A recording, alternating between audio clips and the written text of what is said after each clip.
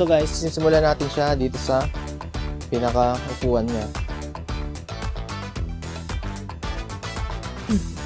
So guys, ito yung magiging pinakaharap niya. Tapos ito yung pinakalikod, which is yung pinakamalapit yung butas. Laging nasa likod yan. So, kunin natin itong pinaka-mechanism niya. Kaya may nakalagay naman, ito dapat yung nasa harapan, front, o yung isa sa butas. Tapos, kunin lang natin itong mga screws.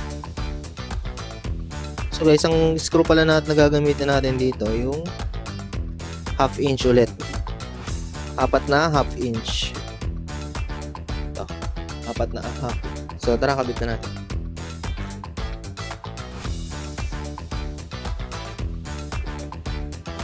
Yan, nakabit na natin. So sunod na natin yung armrest niya. So ito yung pinakaharap niya, ito yung pinakalikod. So kabit lang natin siya na paganito. So ang gagamitin natin dito ay yung Allen screw.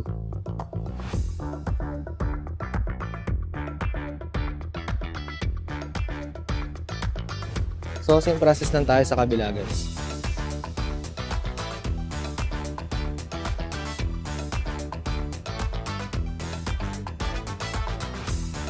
So ayun guys, natapos na natin kabit yung armrest niya. Kunin na natin yung pinaka base niya para may ilagay na natin to.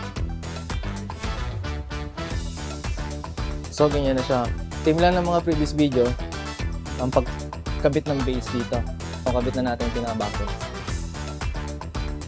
So kunin natin yung pinaka-backrest niya. This is ito. So meron niyang tigda 2 butas.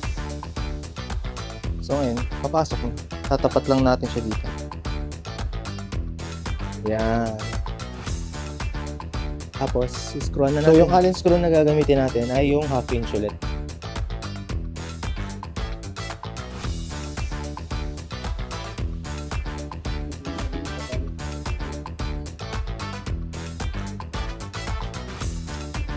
So, yun guys, nakabit na natin ang ating OCA 0046.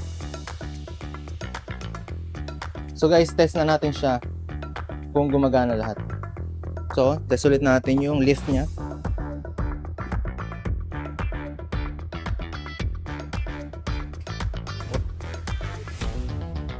Natitilt naman siya ng konti.